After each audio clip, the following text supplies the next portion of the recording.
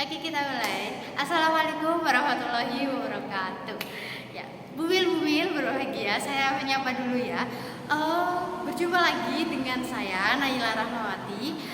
Saya adalah penyuluh yang fokus terhadap kesehatan ibu dan anak, dan saya kebetulan ada di channel Humas dari Puskesmas Kabunan Pemalang. Oke, pada kesempatan kali ini adalah rangkaian series dari YouTube kami, yaitu mengenai penyuluhan edukasi kehamilan. Kita sampai di step emosi pasca persalinan. Ya, memang emosi pasca persalinan itu apa sih? Persalinan identiknya adalah rasa bahagia, benar kan? Lalu bangga karena menjandang status baru, lalu juga ada rasa lega dan bersyukur karena dikaruniai seorang momongan. Betul kan bumil-bumil sekalian? Tapi ternyata di balik emosi luapan-luapan gembira itu ada loh 40-80% wanita yang baru melahirkan justru merasakan emosi sebaliknya. Apa itu? Namanya adalah baby blues. Tentunya bumil-bumil di sini ada yang tidak asing dengan istilah baby blues. Ya, benar sekali bahwa baby blues adalah di mana kondisi ibu merasa cemas dan khawatir. Status baru menjadi seorang ibu menjadikan dia seolah-olah khawatir tidak bisa menjadi ibu yang baik. Lalu kenapa seorang mengalami baby blues? Oke, kita kenali ya. Jadi baby blues itu ditandai oleh beberapa gejala ya. Yang pertama, di mana ibu ini akan merasakan kesedihan, tapi sedihnya itu tidak ada alasannya.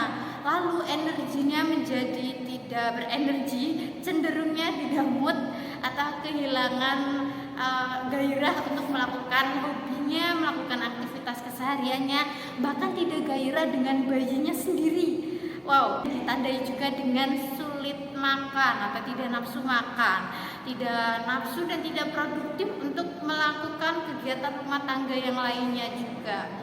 Oke, lalu penyebabnya kenapa seorang bisa terkena baby blues? Ibu yang terkena baby blues diantaranya karena 4 hal. Yang pertama adalah perubahan hormon. Hormon pasca melahirkan tentunya berubah produksinya ya. Kedua, adanya peran baru. Ya, seperti yang saya jelaskan tadi, peran baru yang dimaksud di sini adalah kaget karena kurang persiapan. Saat kehamilan itu kurang persiapan, mungkin jarak kehamilan anak yang barusan dilahirkan dengan anak sebelumnya itu sangat berdekatan, jadinya takut tidak maksimal dalam mengurus bayi.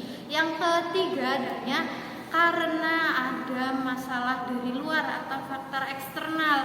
Ya, biasanya faktor eksternal ini karena hubungan komunikasi yang tidak baik dengan orang-orang sekitarnya gitu. Lalu yang keempat adanya kondisi, mohon maaf, seperti kurang sempurna, cacat secara fisik ataupun jenis kelaminnya tidak sesuai apa yang diharapkan.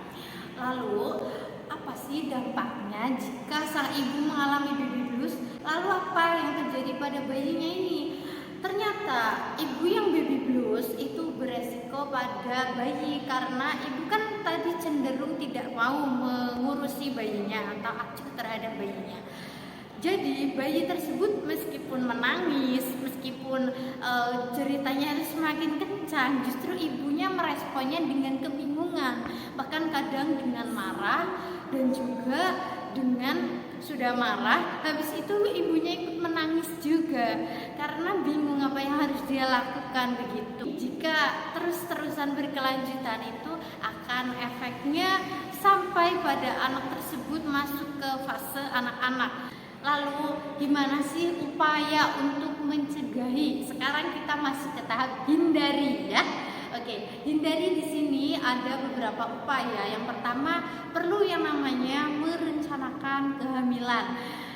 Bumil-bumil sekalian yang bagi yang baru pertama hamil maupun yang ini adalah anak kedua, ketiga atau seterusnya, itu harus merencanakan kehamilan dengan mengikuti program KB, dengan menjaga jarak kehamilan, dengan perencanaan yang matang dari segi finansial, juga persiapan ilmu parenting ya, itu sangat-sangat penting. Yang kedua, bagaimana seorang ibu memanfaatkan waktu dengan baik, memperbanyak bacaan-bacaan atau literatur-literatur, bisa dengan menonton video semacam ini, bisa dengan mengikuti aktivitas seminar, lokakarya, diskusi, ataupun kegiatan posyandu di kampung desa masing-masing. Atau yang ketiga, bisa dengan melakukan hobinya, hobi untuk jalan-jalan, bersantai, atau sekedar merilekskan pikiran, itu juga sangat baik.